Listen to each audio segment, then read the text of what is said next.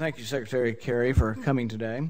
You mentioned in your remarks that we don't need politicians to go home and say we need to end foreign aid and we need to spend some of that money at home. Well, this might come as news to one of the most prominent politicians in our country, who said in his re-election campaign that we need to do less nation building abroad and more nation building at home, and that would be your current boss, the President of the United States. So I don't think this is unique to Republicans or Democrats. In fact, it crosses all party lines. It's not me going home and creating an atmosphere where people are doubtful of foreign aid. It's that 80 to 90% of people are doubtful. We seem to not have enough money to keep the doors open around here, not enough money to keep the touring of the White House open. This administration sent an extra $250 million to Egypt. Many of us find that offensive. We can't even run the basic functions of government, and yet we send an extra $250 million in addition to the $2 billion we already send over there. Now, the security situation has been deteriorating in Egypt, with few positive changes and some of the worst cases of vigilante justice since the 2011 uprising. Officials have been encouraging citizens to arrest lawbreakers and hand them over to authorities, but angry mobs have increasingly become the judge and jury on the streets. RT's Beltrue examines the brutal trend. An angry crowd viciously drags a young man through a street, sets his corpse on fire and strings it up. Video clips like these have become worryingly frequent in rural Egypt since the revolution 2 years ago, as citizens increasingly take justice into their own hands.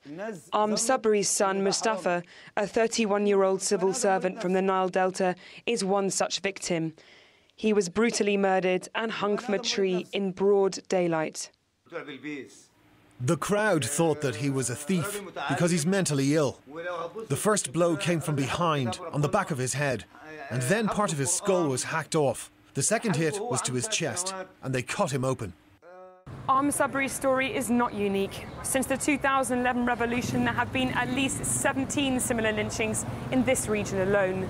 Security forces, for their part, say they are unable to control the situation, particularly when entire villages are involved in these vigilante mobs.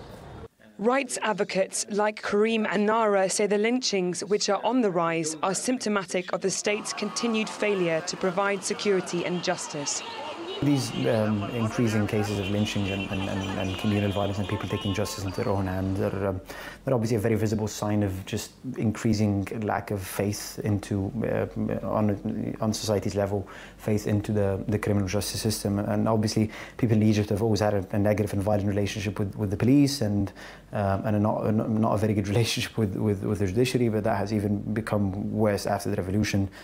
Officials from the ruling Freedom and Justice Party and the police admit that the authorities are reluctant to confront suspected mob killers for fear of backlash.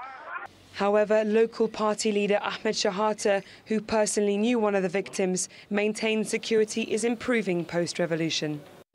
Egypt has experienced one of the best revolutions in history.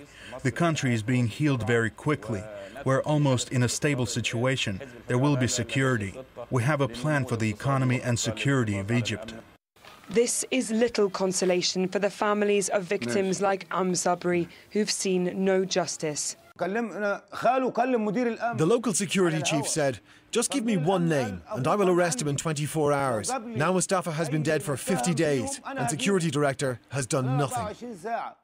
Against the backdrop of escalating civil unrest after the revolution, many fear this violence is here to stay and that the worst could be yet to come. Beltrue for RT Shokea.